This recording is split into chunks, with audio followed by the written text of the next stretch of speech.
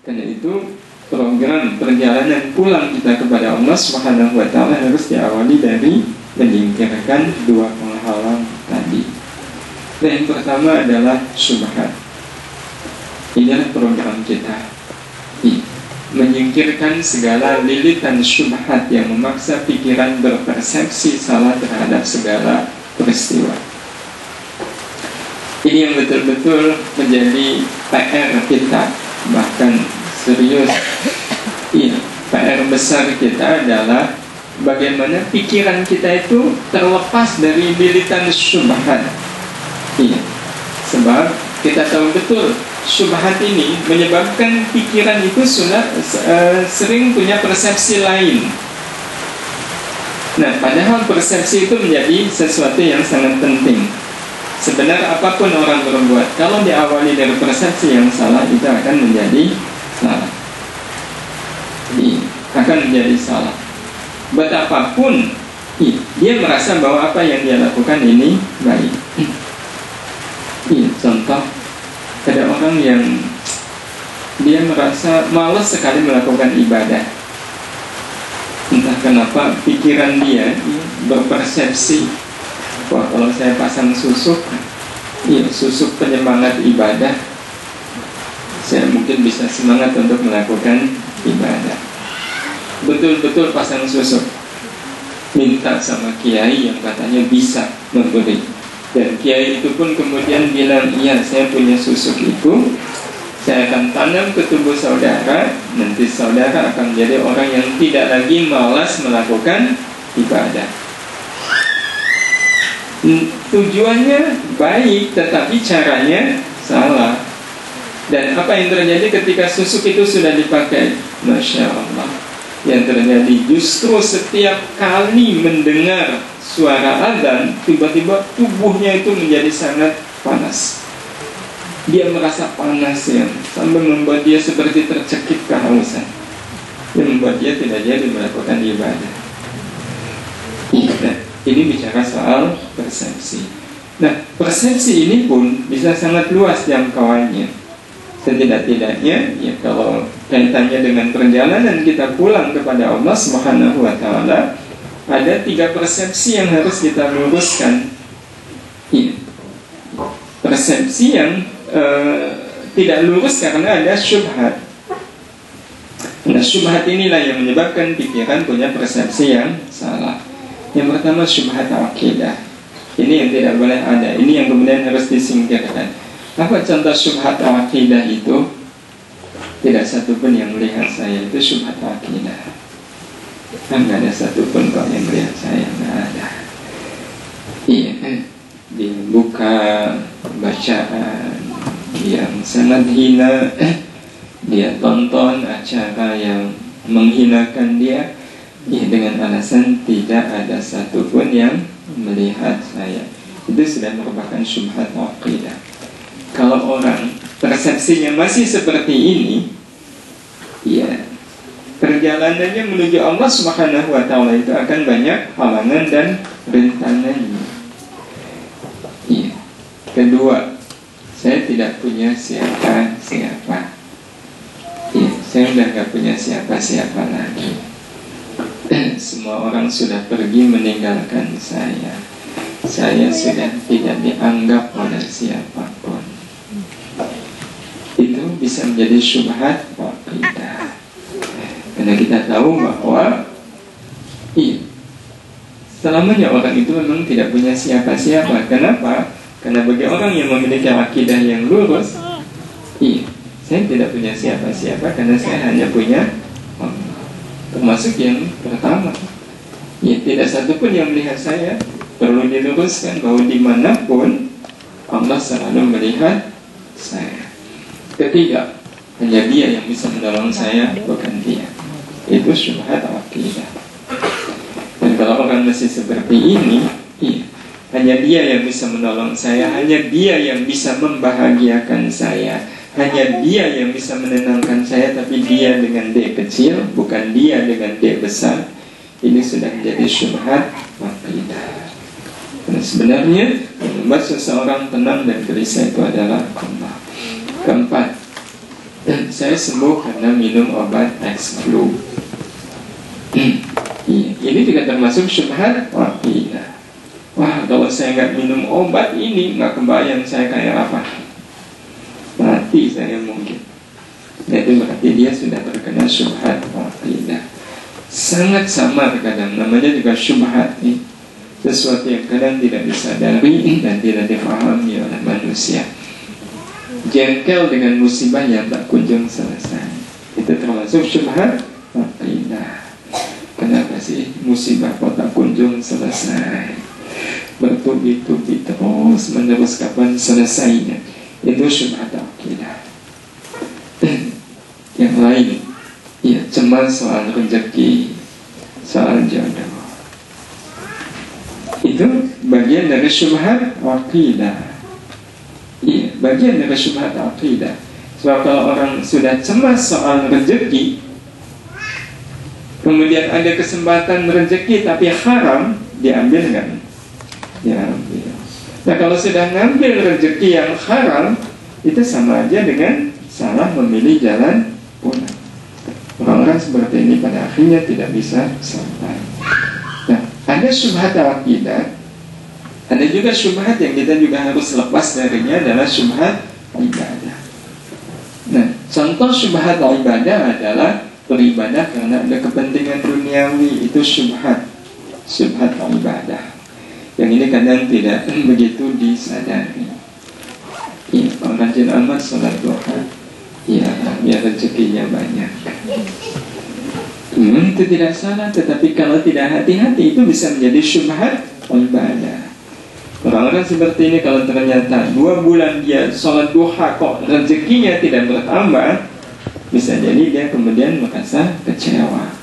Ternyata nggak ada bedanya.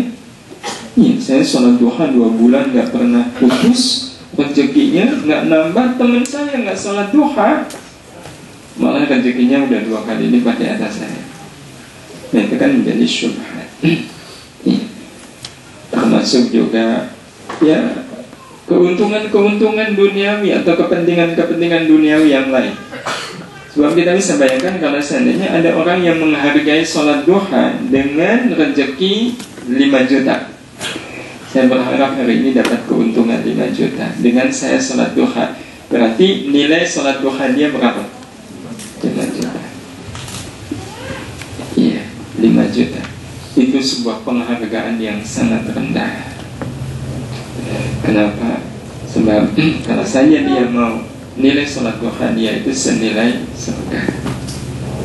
Nah, kalau senilai surga itu sepadan, tapi kalau cuma 5 juta itu tidak menghargai sholat duha. Jadi ini termasuk syubhat ibadah. Sholat duhur jam 14 ya kan masih boleh, itu termasuk syubhat ibadah, memang boleh. Iya. Tetapi sholat duhur yang seperti ini adalah sholat duhur orang yang gak niat pulang. Iya, orang yang gak niat pulang. Itu sama dengan orang sudah saatnya pulang, rumahnya di jalan Kaliurang, tapi pulangnya arahnya ke selatan. Itu kan sama dengan tidak niat pulang. Kemudian yang ketiga, untung dia dapat sedekahnya ke saya, kalau enggak mati dia. Yaitu syubhat ibadah. Dia merasa berjasa dengan sedekahnya, padahal dalam sedekah tidak ada yang berjasa. Tidak ada yang berjasa. Bahkan kalau boleh dikatakan, siapa yang paling berjasa dalam sedekah? Bukan orang yang memberi, tetapi orang yang menerima. Itu yang berjasa. Yang menerima, untung masih ada yang mau menerima. Kalau nggak ada yang mau menerima, uang itu tidak ada nilainya.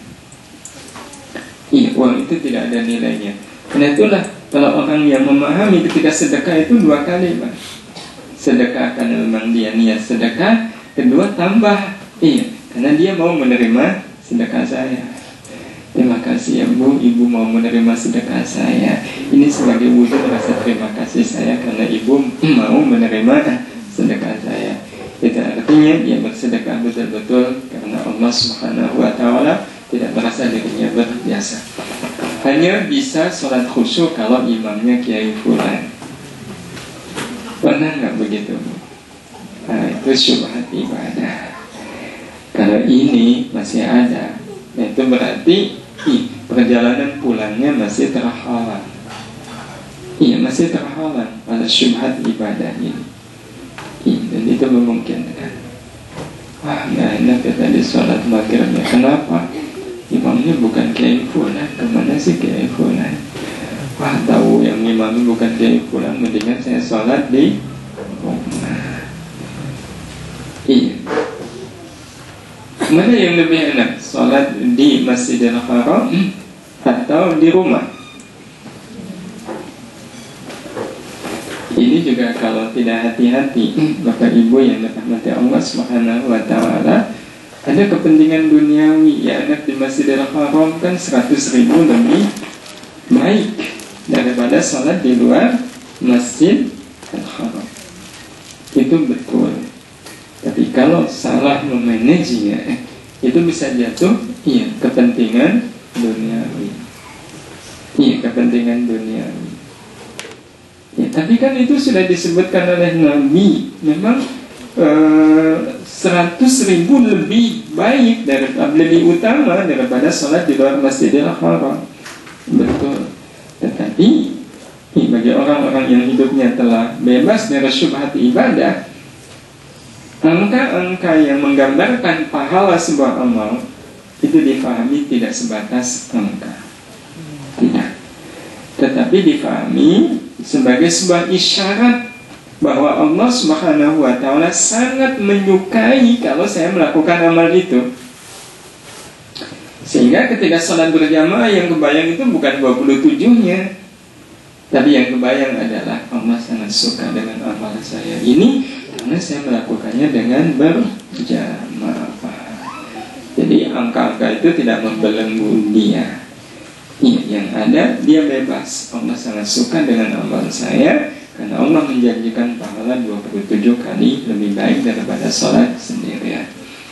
Termasuk ini, yang penting syarat rukunnya terpenuhi, itu syubhat ibadah.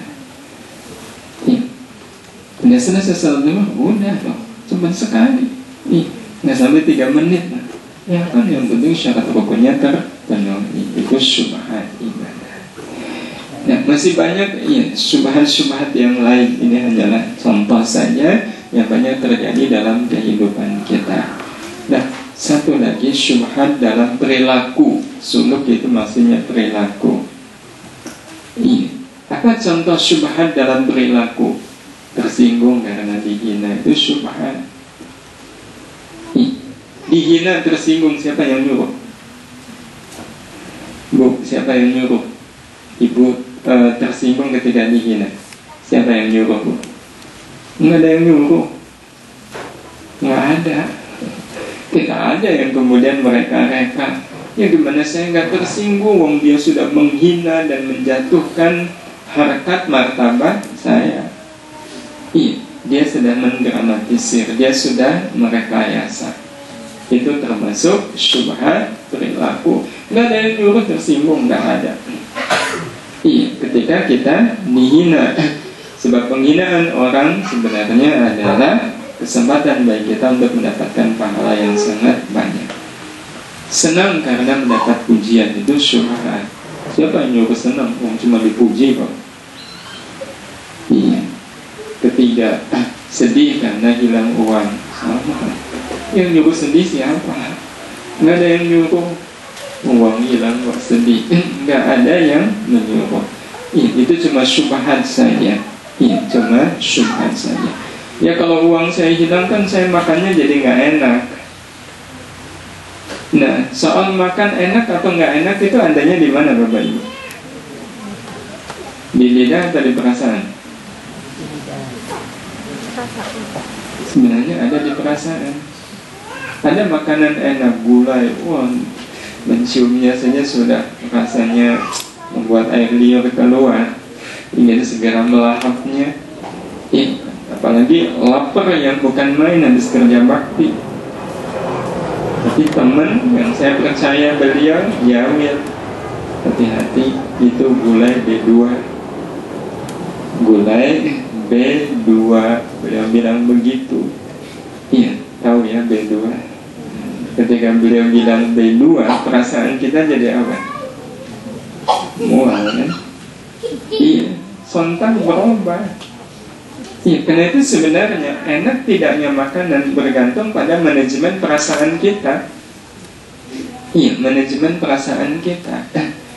Dikasih sate, itu makanan yang enak nggak?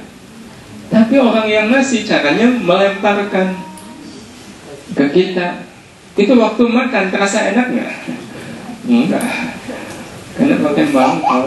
Jadi enak tidaknya makanan semata-mata bukan terletak pada makanannya, tetapi pada perasaan kita, manajemen perasaan kita. Nah, karena itu sedih atau tidaknya orang kalau hilang uang itu tergantung bagaimana dia memanage perasaan. Kalau orang hilang uangnya kemudian senang, salah nggak Bapak Ibu? Orang akan mengatakan salah. Kenapa? Karena semua orang sedih. Tapi itu kan sebenarnya bukan salah, cuma aneh aja. Tapi yang namanya aneh kan belum tentu salah. Bisa jadi aneh itu ya, menunjukkan sesuatu yang unik, sesuatu yang lain daripada yang lain. Susah karena punya suami yang menyusahkan. Susah nggak Bu kalau punya suami yang menyusahkan? Siapa yang nyuruh susah? Susah punya istri yang menyusahkan. Itu syubhat aja. Itu syubhat. Sebab kalau seandainya digali, dicerna betul, siapakah sebenarnya suami yang memberikan kebaikan untuk istrinya? Suami yang baik atau suami yang tidak baik?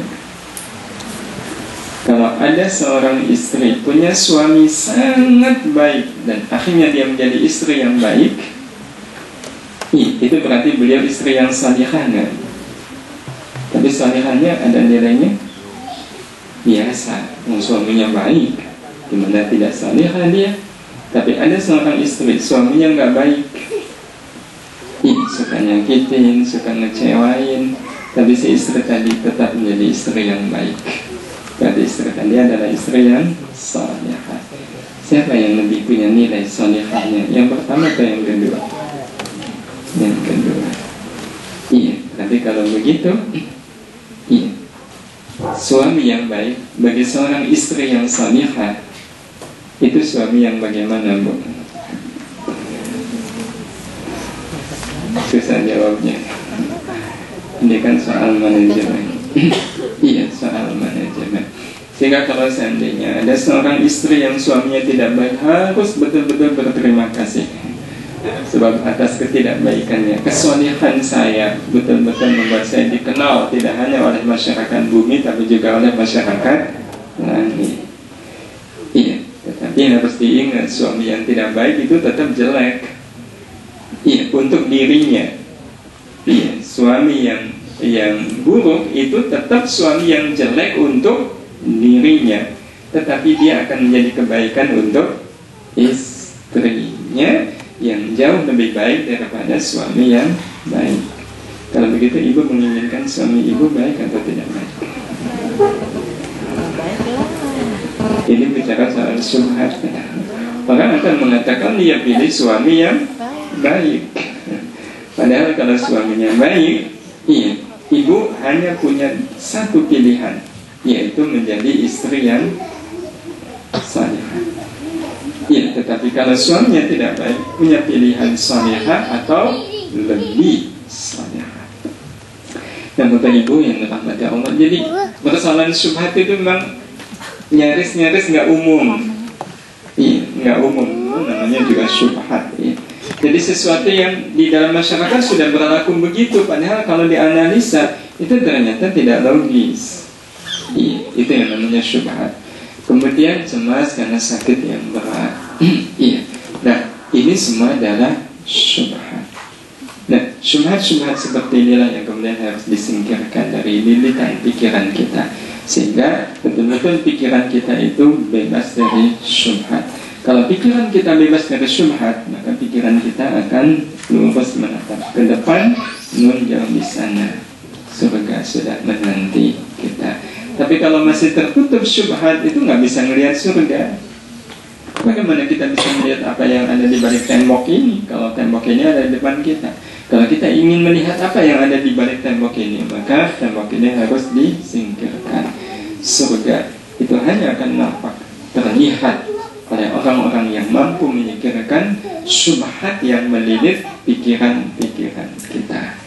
Saatnya kita berusaha membebaskan diri kita dari lilitan syubhat yang membuat kita menjadi punya persepsi yang salah terhadap peristiwa ataupun kejadian. Ini baru yang pertama, menyingkirkan syubhat. Nanti insya Allah kita akan lanjutkan yang kedua, yaitu menyingkirkan segala lilitan syahwat yang menjerat hati. Ya, seperti apa? Insya Allah kita sampaikan pada pertemuan yang akan datang. Wallahu a'lam. Mungkin ada tanggapan dari Bapak Ibu sebelum kita tutup dengan doa.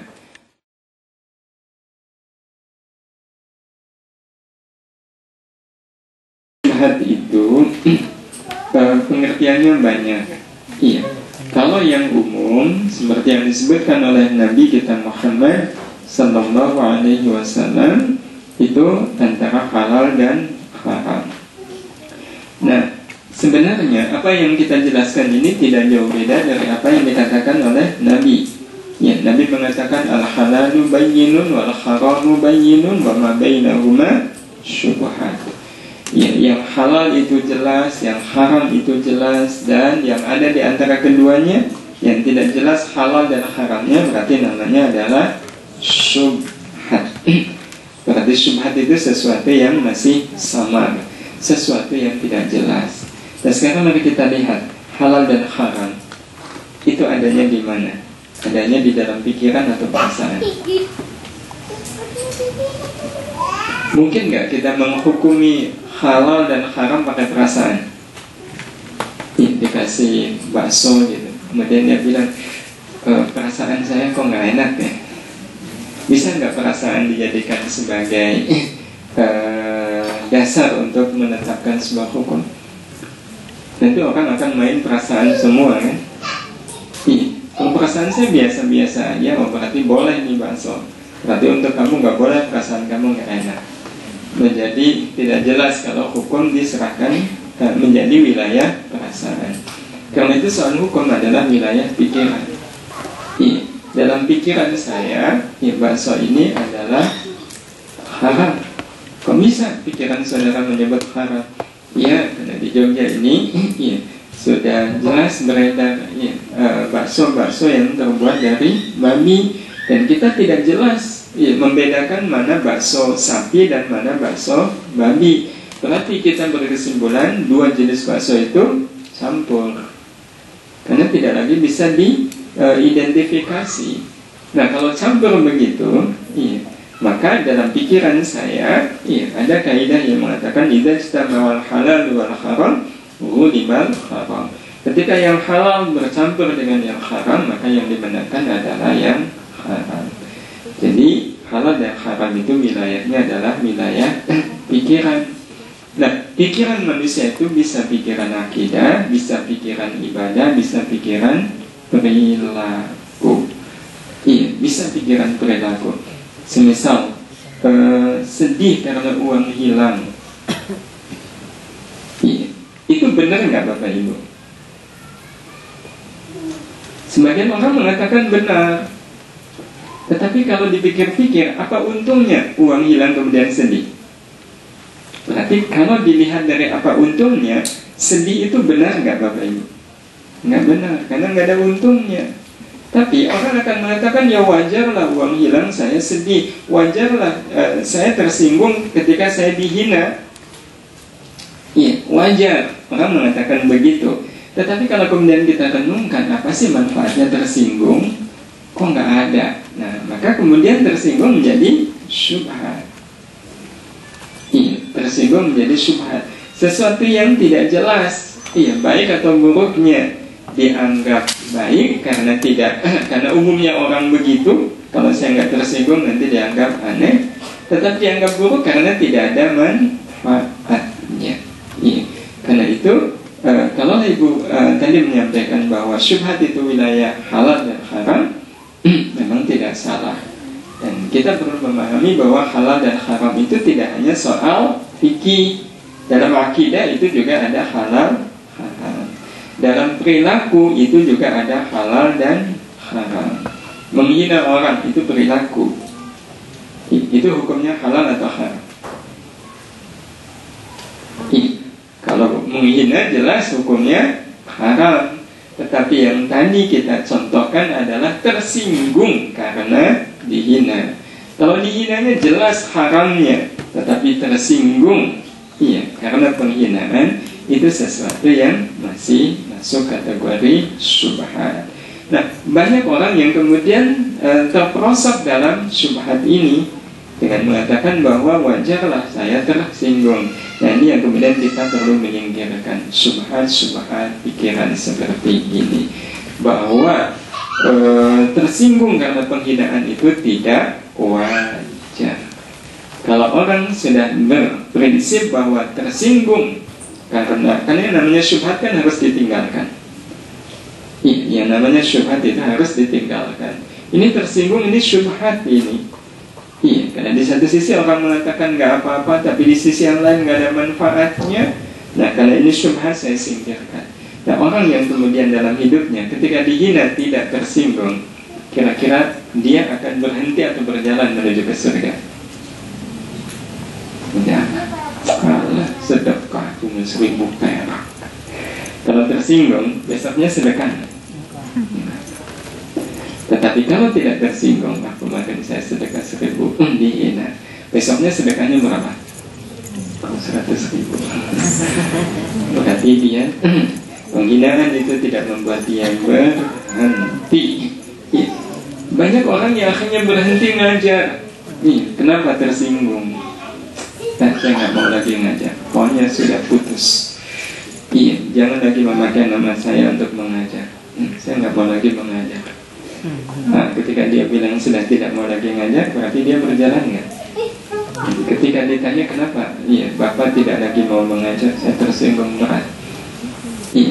Oleh apa yang dilakukan oleh jamaah pengajian ini? Udah, saya blacklist jamaah pengajian ini.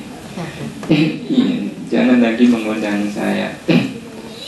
Jamaah pengajiannya juga nggak mau kalah. Kalau Bapak memblacklist, saya juga bisa blacklist 2 kali. Tidak akan pernah selesai. Jadi begitu Ibu. Terima kasih. Ada lagi? Baik, Bapak Ibu, tujuan yang beranjak sore. Insyaallah maghrib masih agak panjang. Allah karuniakan untuk kita di musim ini siang lebih panjang dari malam. Kalau dihitung siang kita itu 14 jam, malamnya berarti cuma 10 jam. Ini karunia Allah Subhanahu wa Ta'ala. Mudah-mudahan dengan panjangnya siang ini bisa menambah amal-amal kita yang kita lakukan di siang hari. Kita akhiri dengan sama-sama berdoa kepada Allah Subhanahu wa Ta'ala. Bismillahirrahmanirrahim.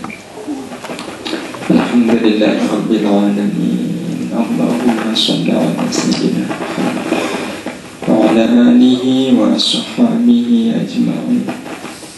Ya Allah, ya Rahman, ya Rahim. Nyerahkan ya Allah hamba-hambamu yang kau kumpulkan di tempat ini, hamba-hambamu yang kau saksikan ya Allah, belum bersungguh-sungguh untuk menjadikan hidup ini betul-betul sebagai perjalanan pulang kembali kepadamu. Ya Allah, betapa banyak di antara kami yang di usia kami saat ini ternyata belum dalam keadaan pulang kepadamu ya Allah. Ya Allah, seharusnya di usia kami seperti sekarang ini, yang ada di hati kami adalah kerinduan untuk segera sampai kepadamu, rindu untuk segera pulang kepadamu, rindu untuk bisa merasakan ridhamu, rindu untuk bisa merasakan ya Allah belayan kasih sayang-Mu, ya alam yang tidak ada keindahan kecuali alam akhirat. Ya Allah ya Rahman, Bapa ya Allah, hati ini masih berat untuk harus melepas kesenangan-kesenangan duniawi kami. Betapapun kami tahu ya Allah, kesenangan-kesenangan duniawi ini tidak akan memberikan manfaat sedikit pun untuk hidup kami di akhirat nanti ya Allah. Ya Allah, bahkan ini menjadi pertanda kalau diri kami belum terbebas dari syubhat dan syahwat ya Allah. Ya Allah ya Rahman ya Karim, kami lebih sering merasakan perjalanan ke akhirat, betul-betul perjalanan yang amat sangat berat ya Allah. Kau Maha tahu betapa kami masih merasakan berat yang tiada terkira kalau kami harus bangun di sepertiga malam yang terakhir ya Allah. Sementara Engkau Maha tahu betapa ringannya tubuh ini dan jauh dari pembaringan di sepertiga malam terakhir. Ini tidak untuk tahajud ya Allah, tetapi untuk memuaskan kesenangan duniawi kami. Ya Allah ya Rahman ya Karim, Engkau pun Maha tahu ya Allah betapa beratnya kami melepaskan kesenangan duniawi yang ada pada diri kami. Betapapun kami tahu ya Allah, kebahagiaan akhirat yang tiada terkira betul-betul telah menanti kami, menunggu kami. Ya Allah, sungguh kami tidak ingin dalam hidup ini kami lebih mendahulukan kesenangan duniawi daripada kebahagiaan ukhrawi. Karena itu bantulah kami ya Allah, agar kami bisa memandang kesenangan duniawi itu hanyalah kesenangan yang semu belaka. Tampakkan ya Allah kepada kami betapa kesenangan duniawi adalah kesenangan yang menipu ya Allah.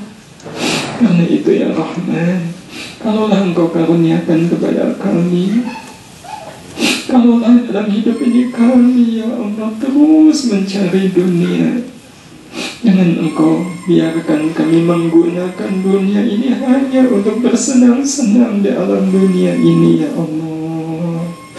Jadikan segala dunia yang kami dapatkan dari ikhtiar-ikhtiar kami, termasuk dunia yang telah Engkau karuniakan kepada kami, bisa menjadi jalan kebahagiaan akhirat kami ya Allah.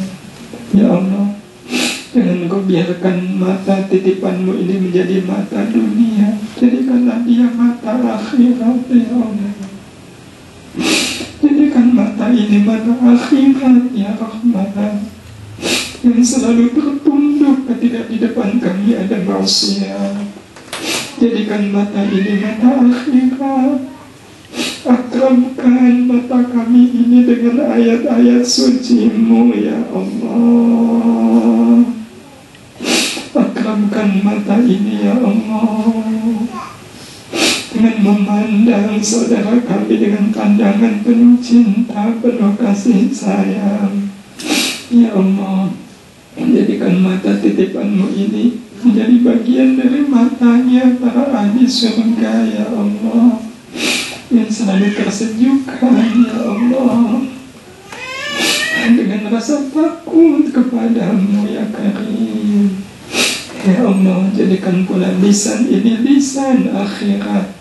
Jangan Engkau biarkan lisan ini ya Allah lancar berbicara tentang masalah-masalah dunia, tetapi keluh tidak bisa berucap ketika ingin melafalkan kalimat-kalimat akhirat ya Allah. Ya Allah ya Rahman ya Karim, lancarkan lisan ini ya Allah ketika yang kami ucapkan adalah kalimat-kalimat akhirat, kalimat-kalimat yang akan mendatangkan kebahagiaan di akhirat nanti ya Allah. Jangan pula Engkau biarkan telinga kami ini menjadi telinga yang begitu menikmati suara-suara kesenangan dunia. Ya Allah, cukupkan kesenangan telinga kami adalah mendengar suara-suara akhirat. Ya Allah, jadikan tidak ada yang lebih indah di telinga kami kecuali mendengar suara azan-Mu. Ya Allah, tidak ada yang lebih berkesan bagi telinga kami kecuali mendengar ayat-ayat suci-Mu dibacakan. Ya Allah, ya Allah, ya Rahman, ya Karim, kami hanyalah hamba-Mu. Ya Allah, sungguh kami hanya bisa berserah diri, berpasrah diri kepada-Mu. Karuniakanlah untuk kami hidup yang terbaik, umur yang terbaik, rezeki yang terbaik, keluarga yang terbaik, anak-anak yang terbaik. Ya Allah, yang akan menjadi jalan surga bagi kami semua. Ya Allah, pendamping hidup bagi yang mendambakannya. Ya Allah, jadikan pendamping hidup kami di dunia saat ini kelak menjadi pendamping hidup kami di akhirat nanti. Ya Allah, ya Allah, utuhkan kebersamaan kami hidup di dunia-Mu saat ini mulia. Utuhkan kembali ya Allah kebersamaan kami di akhirat-Mu nanti mulia, dengan Engkau pertemukan kembali kami semua di surga-Mu. Ya Allah, jadikanlah pertemuan-pertemuan kami di tempat ini menjadi salah satu isyarat bagi pertemuan kami semua di surga nanti. Ya Allah, birahmatika ya arhamar rahimin. Rabbana la tuzigh qulubana ba'da idh hadaytana wa hab lana min ladunka rahmah innaka antal wahhab. Rabbana atina fid dunya hasanah wa fil akhirati hasanah وقنا عذاب النار وقنا عذاب النار وقنا عذاب النار. وصلى الله على سيدنا محمد وعلى آله وصحبه أجمعين. سبحان ربك رب العزة عما يصفون وسلام على المرسلين والحمد لله رب العالمين. Mudah-mudahan Allah Subhanahu wa Ta'ala menabulkan doa-doa kita semuanya. Mohon maaf bila banyak kesalahan dan khilaf, dan mari kita akhiri dengan kita sama-sama membaca doa kafaratul majelis. Subhanakallahumma wa bihamdika asyhadu an la ilaha illa anta astaghfiruka wa atubu ilaik. Wassalamualaikum warahmatullahi wabarakatuh.